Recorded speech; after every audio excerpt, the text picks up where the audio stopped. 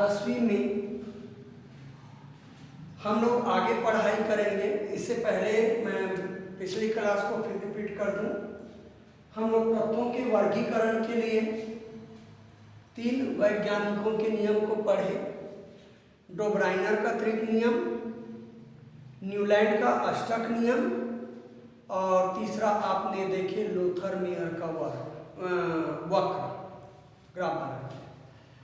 तो डोब्राइनर का त्रिक नियम मैं फिर रिपीट बोल रहा हूँ। समान गुणों में समानता के आधार पे तत्वों को परमाणु भार के बढ़ते क्रम में जमाकर 3 तत्वों का समूह बनाया जाए तो बीच वाले तत्व का परमाणु भार है वो अन्य 2 तत्व मतलब शुरू और आखिरी वाले तत्वों के परमाणु भारों का औसत होता है।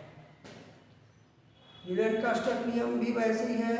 यदि तत्वों को परमाणु भार के बढ़ते क्रम में जमाया जाए, व्यवस्थित किया जाए तो पहले तत्व का गुण 8वें तत्व के गुणों में समानता रखते हैं। या 8वें तत्व का गुण है पहले तत्व से गुणों में समानता रखते हैं। जैसे संगीत में आपके 7 स्वर होते हैं, 7 स्वर के बाद 8वें स्वर की क्या होती है, पुनरावृत्ति होती है। लोथर-मेयर ने परमाणु आयतन और परमाणु भार में ग्राफ बनाया और उन्हें पाया कि जिन तत्वों के गुण एक जैसे हैं वो ग्राफ में एक जैसी स्थिति में पाए गए। यानी कि उसने निष्कर्ष निकाला कि परमाणु आयतन है, परमाणु भारों के आवर्ती फलन होते हैं। ये अपन ने 3 नियम देखे, मैंने शॉर्ट में आपको फिर रिपीट कर दिया। अब हम देखेंगे बेटा मेंडलीव का आवर्त सारणी। मेंडलीव का आवर्त सारणी,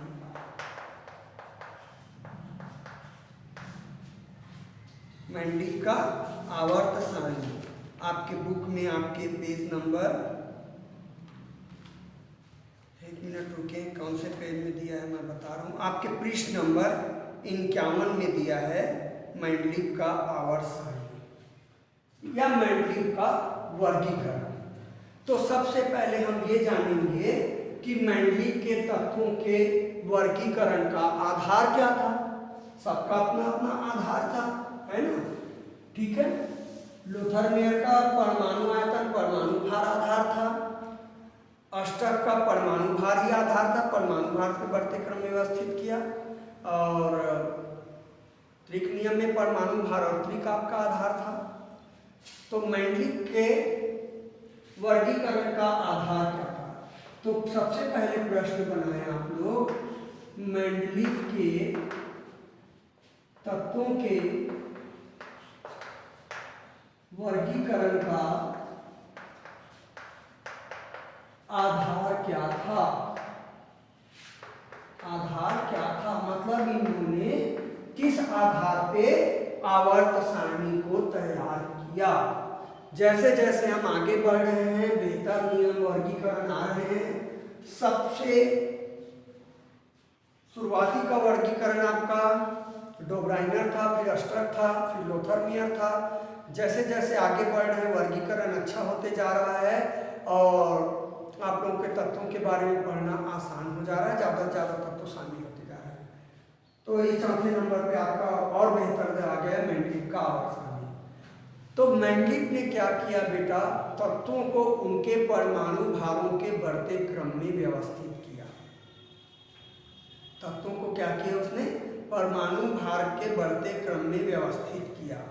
उन्होंने पाया कि एक निश्चित संख्या के बाद तत्वों के गुणों में क्या होती है, पुनरावृत्ति होती है। जैसे न्यूलैंड का अष्टक नियम था तो ये भी परमाणु भार के आधार पे व्यवस्थित किया था। उसका फोकस था 8-8 का समूह, इसका 8-8 का समूह नहीं था, ठीक है ना। तो इसने अपने नियम को फोकस किया परमाणु भारों के आधार पे। तो मेंडलीव का आप लिखेंगे, आंसर होगा तत्वों के भौतिक एवं रासायनिक गुण उनके परमाणु भारों के आवर्ती फलन होते हैं। आवर्ती फलन होते हैं मतलब परमाणु भार के आधार पे अपन भौतिक और रासायनिक गुणों का पता लगा सकते हैं, ठीक है। ये मैंडलिक के वर्गीकरण का आधार है। अर्थात तत्वों को उनके परमाणु भारों के बढ़ते क्रम में व्यवस्थित किया जाए, तत्वों को उनके परमाणु भारों के बढ़ते क्रम में व्यवस्थित किया जाए तो क्या होगा? व्यवस्थित करोगे तो एक निश्चित क्रम के बाद तत्वों के गुणों में क्या होगी? पुनरावृत्ति होगी। मतलब एक जैसे गुण वाले तत्व एक निश्चित संख्या के बाद आपके फिर आ जाएंगे, ठीक है ना। तो समान गुणधर्म वाले बुक में नहीं दिया है बेटा, लिखेंगे आप लोग यहाँ से। हाँ, तो समान गुणधर्म वाले तत्वों की एक निश्चित संख्या के बाद, निश्चित संख्या या अंतराल के बाद आ रहा है कि नहीं? नीचे थोड़ी हो गया। अंतराल के बाद पुनरावृत्ति होती है, मतलब एक जैसे गुण वाले तत्व एक निश्चित अंतराल के बाद आने लगते हैं। इसके आधार पर इन्होंने आवर्त सारणी बनाया। तो तत्वों के भौतिक एवं रासायनिक गुण उसके परमाणु भारों के क्या होते हैं? आवर्ती फलन होते हैं। परमाणु भार के अनुसार उनके भौतिक रासायनिक गुणों में समानता या असमानता आ सकती है। इसके आधार पर उसने आपका क्या बनाया? आवर्त सारणी बनाया। ये देखो आवर्त सारणी बनाया। इस आवर्त सारणी के बारे में बात करेंगे। आप लोग ध्यान से देखिए कितने आवर्त है बेटा। इसको समूह वर्ग बोलते हैं। 1 2 3 4 5 6 7 8 वर्ग है। इसमें आप लोग पढ़ेंगे तो क्लियर है आपका। 8 वर्गों में प्रत्येक वर्ग को ए बी में बांट दिया है। देखो लिखा तो नहीं है, A B A B A B A B A B A B करके वर्ग में बांट दिया है। संक्रमण तत्व है वो 8वें पे नंबर पे है, लेकिन उसको ए बी नहीं बांटा है। तो ये आपके गुण दोष में आएंगे। क्लियर है आप लोग के। तो 8 इसने वर्ग बनाए हैं या समूह बनाए हैं इसने। और आवर्त कितने बनाए हैं? 1 2, इसको आवर्त बोलते हैं बेटा। हाँ, ऐसे 36 लाइन को आवर्त। 1 2 3 4 5 6 आवर्त इसने बनाए और 8 समूह बनाए हैं अपने आवर्त सारणी में। पेज नंबर 51 पे है, आप लोग पढ़ाई करेंगे, मैं यहाँ बताया। तो इसने, अब आप बोलेंगे सर न्यूलैंड का अष्टक नियम भी तो परमाणु भार को बढ़ते क्रम में करके बताया था, ये भी वैसे ही बता रहा है, तो फर्क क्या है? तो बेटा न्यूलैंड के अष्टक नियम के बाद इसने विस्तृत अध्ययन करके सारणी को और विस्तृत रूप दिया। इन्होंने ज्ञात किया, इन्हें संयोजकता के बारे में बताया। जैसे मैं बोलता हूँ ना, सोडियम का सूत्र NaCl होता है। सोडियम पे 1+ और Cl पे 1-, इसलिए NaCl बना। ये इसकी संयोजकता, ऑक्सीकरण संख्या या संयोजकता बेटा, इनकी संयोजकता 1 हो गई। ठीक है ना, धनात्मक ऑक्सीकरण 1, ऋणात्मक ऑक्सीकरण संख्या 1 हो गई। तो इसके बारे में इसने किया, कई तत्वों के संयोजकता में सुधार किया। उन्होंने बताया कि जिन ऑक्साइड का सूत्र मान लीजिए कि R2O है, R को कोई तत्व माना, R2O है, इन्होंने बताया कि ऑक्सीजन पे 2- होते हैं, तो R पे 2+ होनी चाहिए। चूंकि ये 2 बार है तो इस R की संयोजकता 1 होगी। मान लीजिए कि कोई ऐसा ऑक्साइड मिला RO, तो इन्होंने बता दिया कि यहाँ R की संयोजकता +2 होगी। ठीक है, तो काफी विस्तृत अध्ययन किया इसने अपने आधार पे और आवर्त सारणी तैयार किया। इसमें अष्टक नियम से ज्यादा तत्व आपके सम्मिलित हुए, काफी तत्व। आगे जाके और में तत्वों की खोज की गई। फिर एक आवर्त सारणी बना जिसको हम आधुनिक आवर्त सारणी के नाम पे से जानेंगे। मैंडलिक का आवर्त सारणी है। तो आप लोगों को मैंने मैंडलिक के आवर्त सारणी के वर्गीकरण का क्या बता दिया? आधार बता दिया। अब आप लोगों को 2 प्रश्न बनना है बेटा, बनाना है मैंडलिक के आवर्त सारणी के गुण और दोष। मैंडलिक के आवर्त के गुण या विशेषताएं लिखी। लिखिए। तो पहले गुण या विशेषता के बारे में बात करेंगे। आपके बुक में प्रश्न नहीं है, लेकिन आपको प्रश्न बनाना है, ठीक है ना। आवर्त सारणी लिख सकते हैं कंप्लीट। आवर्त सारणी के गुण लिखना है। मैं मिटा के फिर कर देता हूं। आवर्त सारणी के गुण या विशेषता आपको बता दी। तो मेंडलिक के आवर्त सारणी के गुण के बारे में बोलेंगे तो बेटा पहला तो यह है तत्वों के अध्ययन में सहायक। मैं फिर बोलूं, ये समूह एक में है तो समूह के एक के तत्व गुणों में समानता रखते हैं बेटा, ये क्षार धातु कहलाते हैं। इन सब की संयोजकता +1 होती है, ऑक्सीकरण संख्या +1 होती है। समूह 2 के तत्वों की ऑक्सीकरण +2 आएंगे आपके, और ये क्षारीय मृदा धातु कहलाते हैं। वैसे कोई हैलोजन परिवार है समूह 7 में। आखिरी में देख रहे हो संक्रमण तत्व है, आगे पढ़ेंगे संक्रमण तत्व की। तो इस आवर्त को हम देख के बता सकते हैं, इसके आवर्त सारणी को।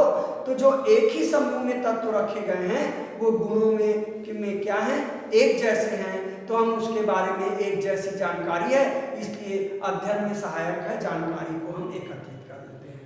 तो पहला पॉइंट करेंगे गुणों में के अध्ययन में सहायक। गुणों के तत्वों के अध्ययन में सहायक। तत्वों के अध्ययन में सहायक, ये पहली गुण या विशेषता हो गई जो तत्वों के अध्ययन में क्या करता है, सहायक है, ठीक है। तो हम बोलेंगे कि मेंडलिक के सारणी में एक ही समूह में रखे गए तत्वों की गुणों में समानता पाई जाती है, जिससे सभी तत्वों के बारे में आसानी से अध्ययन किया जा सकता है। हालांकि बाद में दोस्त भी देखेंगे उपवर्ग बना दिया करते। तो तत्वों के अध्ययन में सहायक का मेंडलिक के सारणी में एक ही समूह में रखे गए तत्वों के गुणों में क्या पाई जाती है, समानता, जिससे सभी तत्वों के बारे में आसानी से जानकारी प्राप्त की जा सकती है, अध्ययन किया जा सकता है। आप आसानी से, मैं बता दिया, संयोजकता भी बता सकते हैं, बहुत सारी चीजों हैं, ठीक है ना, क्लियर है। दो समूह के तत्वों की तथा अलग अलग समूह को वर्ग भी बोलते हैं बेटा, समूह वर्ग भी बोलते हैं। वर्गों की तत्वों की गुणों की तुलना की जा सकती है कि भाई उनके गुणों में क्या फर्क है, अलग अलग समूह में हैं तो उनके गुणों की तुलना भी कर सकते हैं, और एक समूह में हैं तो उनके गुणों में क्या समानता है, किनके क्या गुण होने चाहिए, ये अपन जानकारी ले सकते हैं, अध्ययन ले सकते हैं। तो पहला पॉइंट है तत्वों के अध्ययन में सहायक होता है। मेंडलिक का आवर्त सारणी है, काफी अच्छी जानकारी देती है सभी तत्वों के बारे में, ठीक है। दूसरा हम देखेंगे बेटा इसके में नए तत्वों के खोज में सहायक, नोट कर लेंगे आप लोग। नए तत्वों के खोज में भी सहायक रहा मेंडलिक का आवर्त सारणी। कैसे नए तत्वों की सब खोज में सहायक रहा, मेंडलिक ने जब अपने आवर्त सारणी बनाए हैं, परमाणु भार के आधार पर जमाया, उसने गुण को भी ध्यान रखा। तो उन्होंने पाया कि कुछ जगह खाली रह जा रहे हैं, वो जितने ज्ञात तत्व हैं उनको उस जगह पे स्थान नहीं दे पा रहा है। तो उसने ये निर्णय लिया कि हम अभी तक सभी तत्वों को नहीं खोज पाए हैं, भविष्य में भी कुछ नए तत्वों की खोज होगी, इन तत्वों को यहाँ पे स्थान देना होगा करके उन्होंने बोल के अपने आवर्त सारणी में खाली स्थान छोड़ा, और बता भी दिया था उस तत्व के गुण ऐसे ऐसे होंगे, क्योंकि बेटा आप किसी वर्ग में आपका खाली स्थान छोड़ेगा तो जो नया तत्व वहां आएगा उसके गुण तो वैसे होंगे। तो उन्हें भविष्यवाणी कर दी गई कि भविष्य में ऐसे कुछ ऐसे तत्व खोजे जाएंगे जो इनसे गुणों में समानता रखेंगे और मेरे आवर्त सारणी में यहाँ स्थान पाएंगे। और उन्होंने नाम भी दे दिया बेटा, जैसे बोरान से आगे, अभी तो देखेंगे तो आगे है, बोरान वाले समूह में खाली जगह छोड़ा, उसने नाम दे दिया एका बोरान। यहाँ खाली जगह एका बोरान आएगा करके, और खाली जगह छोड़ा एका एल्युमिनियम ने दिया नाम उसने।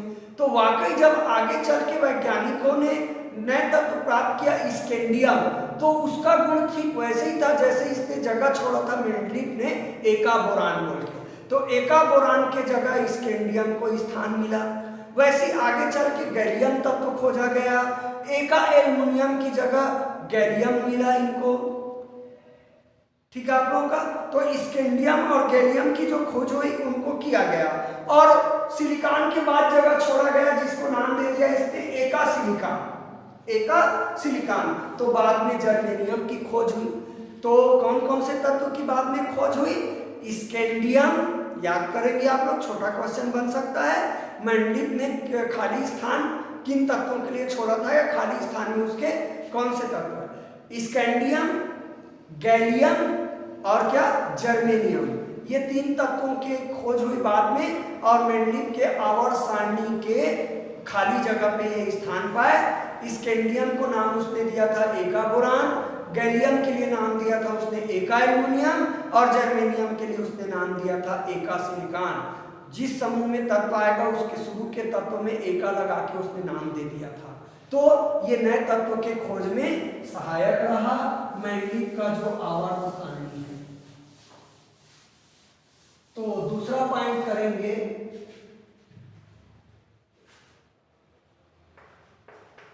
नए तत्वों के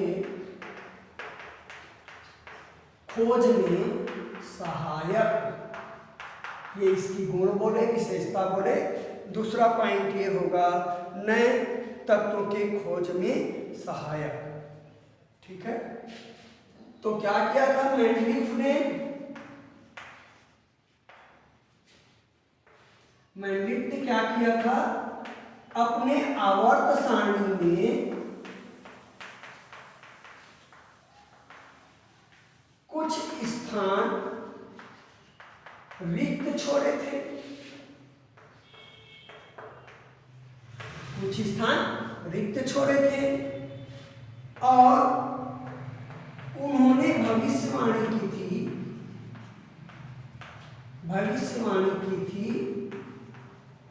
कि आगे चलकर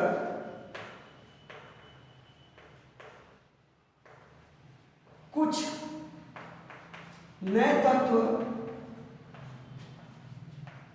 खोजे जाएंगे जिन्हें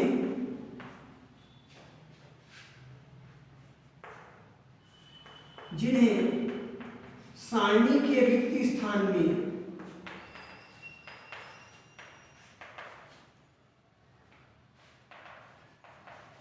स्थान गुणों के आधार पर स्थान मिलेगा। तो पहले ही बोल दिया भैया भविष्य में नए तत्व खोजे जाएंगे जिसके लिए मैं रिक्त स्थान छोड़ रहा हूं। आप देख लेना इसके गुण मिलते जुलते होंगे तो वो जरूर मेरे द्वारा छोड़े गए रिक्त स्थान में जगह पाएगा, और पाया भी। और बकायदा उसने नाम खुद छोड़ दिया, यदि बोरान के जैसा गुण मिलता है तो वो एका बोरान होगा, मतलब बोरान वाले समूह में आएगा। हालांकि वैज्ञानिकों ने बाद में स्कैंडियम नाम दिया उसको। ठीक है ना। तो ये नोट कर लिए, इसमें मैं और लिखूंगा बेटा, नीचे तो लिखते नहीं बनेगा। बहुत क्लियर है, ये मत सोचना सर लंबा चौड़ा लिखा रहे हैं, समझोगे तो बहुत आसान है, और आप पढ़ाई नहीं करोगे तो दिक्कत है आपके लिए। ठीक है। इसमें और आगे लिखाऊंगा, मैं इसको मिटा रहा हूं।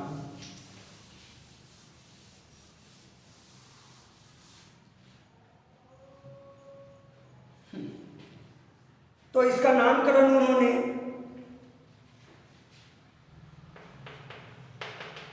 नए खोजे जाने वाले तत्वों का नामकरण उन्होंने समूह के पहले तत्व के नाम के आगे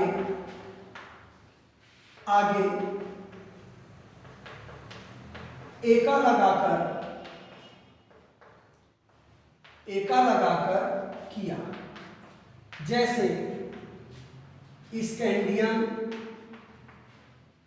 इसका संकेत आता है बेटा Ac, और कौन खोजा गया? गैलियम, इसका संकेत आता है Ga, और जर्मेनियम, इसका संकेत करते हैं Ge को उन्होंने क्रमशः एका बोरान,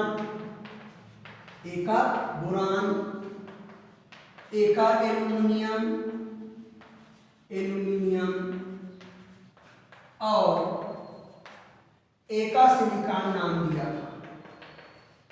एका सिलिकॉन नाम दिया था। तो इस प्रकार से बाद में स्कैंडियम, गैलियम, जर्मेनियम जैसे तत्वों की खोज हुई, जिसका नामकरण मेंडलिक ने पहले ही कर दिया था।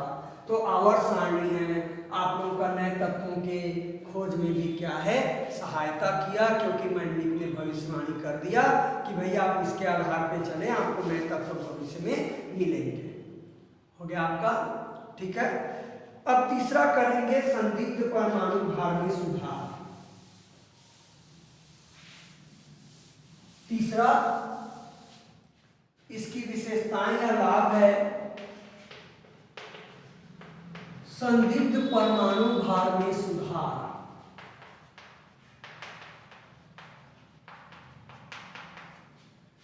मैंने बोला इसने आंख बंद करके परमाणु भार के आधार पे नहीं जमाया बेटा, गुणों को भी ध्यान रखा। उन्होंने पाया कि कुछ तत्वों के गुण हैं, परमाणु भार के अनुसार रखता हूं तो जहां रख रहा हूं वहां बाकी तत्वों से गुण नहीं मिलते हैं। उनके गुण पहले के समूह के तत्व के साथ मिलते हैं या बाद के समूह के तत्व के साथ मिलते हैं। तो इसलिए उन्होंने निर्णय लिया कि इसका जो परमाणु भार बताया गया है वो जरूर कुछ उसमें त्रुटि होगी, तो उसमें परमाणु भार पे आवश्यक सुधार किया, जिससे उस तत्व को वो अपने आवर्त सारणी में उचित स्थान पर रख सके। ठीक है। इन्होंने बेरिलियम के परमाणु भार में सुधार किया गया। बेरिलियम को पहले त्रिसंयोजक तत्व माना गया था कि उसमें 3+ आवेश होंगे, लेकिन उन्होंने उसको द्विसंयोजक तत्व किया सुधार के, जो द्विसंयोजक होता भी है अभी, और आप लोगों का उसके आधार पे बेरिलियम के परमाणु भार में आवश्यक सुधार किया। ऐसे आगे चल के उन्होंने इंडियम, यूरेनियम जैसे तत्वों के परमाणु भारों में भी क्या किया, सुधार किया। ठीक है ना। तो संदिग्ध परमाणु भारों में सुधार आप लोगों का होगा। ठीक है। तो बेरिलियम का परमाणु भार प्रारंभ में 13.5 माना गया था। शुरू में जब बेरिलियम की खोज हो गई तो इसका परमाणु भार 13.5 माना गया था और उसकी संयोजकता 3 मानी गई थी। और उसकी संयोजकता कितनी मानी गई थी? 3 मानी गई थी। ठीक है। मेंडलीफ ने इसकी संयोजकता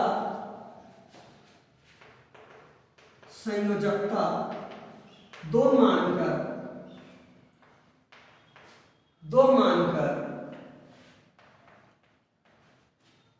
इसका परमाणु भार सुधार कर 9 लिखा, जिससे बेरिलियम को आवर्त सारणी में उचित स्थान पर रखा जा सकता है। अब बोलेंगे आप लोग सर ये क्या संयोजकता और क्या परमाणु भार सुधार किया? तो एक सूत्र होता है बेटा, परमाणु भार का सूत्र होता है, बड़ी क्लास में आप लोग पढ़ेंगे, तुल्यांकी भार गुना संयोजकता। ठीक है ना? तुल्यांकी भार जनरली प्रायोगिक होता है, तो बेरिलियम का तुल्यांकी भार 4.5 होता है, पहले भी था जब खोज हुआ, अभी भी है। तो जब संयोजकता 3 माना गया तो इसका 3 से गुना करेंगे, 13.5 भार आया। मेंडलिक ने सुधार कर संयोजकता को 2 माना तो इसका परमाणु भार 9 आया, जो कि अभी सही चल रहा है और 9 ही सत्य है। तो मेंडलिक ने आप लोगों को परमाणु भार को सुधार दिया, उसने किसका? बेरिलियम का। ये संयोजक लिख दिया बेटा, संयोजकता 2 मानकर इसका परमाणु भार सुधार कर 9 लिखा, जिससे बेरिलियम को आवर्त सारणी में उचित स्थान पर रखा जा सका। ठीक है बेटा? इसी प्रकार उसने इंडियम और यूरेनियम के परमाणु भारों में भी सुधार किया। इसी प्रकार उन्होंने इंडियम तत्व है बेटा, इंडियम और यूरेनियम के परमाणु भारों में भी सुधार किया। परमाणु भारों में भी क्या किया? सुधार किया।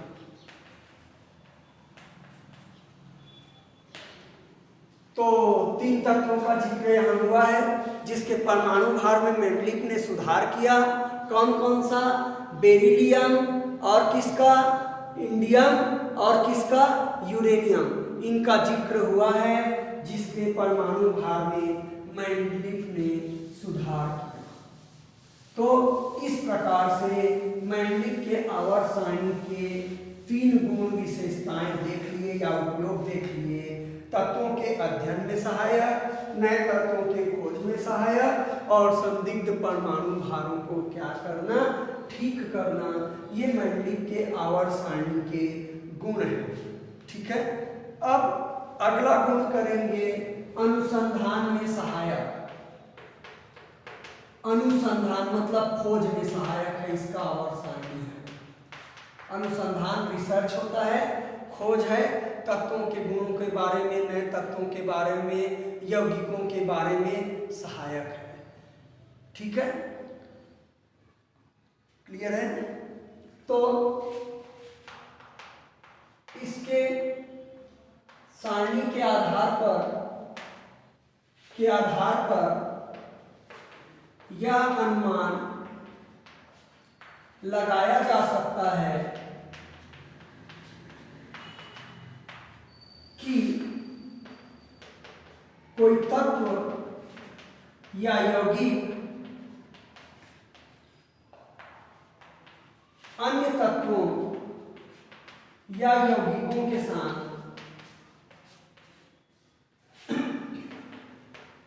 कैसा व्यवहार करेगा। तो ये अनुसंधान, क्योंकि बेटा संयोजकता की बात कर रहा है ये, तो इस आधार पर बता सकते हैं कोई तत्व या उसका यौगिक है, अन्य तत्वों या यौगिकों के साथ कैसा व्यवहार करेगा, किस प्रकार से क्रिया करेंगे, नहीं करेंगे, इसका हम अनुमान आसानी से लगा सकते हैं। तो ये मैं 4 आप लोगों के गुण बता दिया, उपयोगिता बता दिया मेंडलिक के आवर्त सारणी से। कल अपन देखेंगे मेंडलिक के आवर्त सारणी के दोष।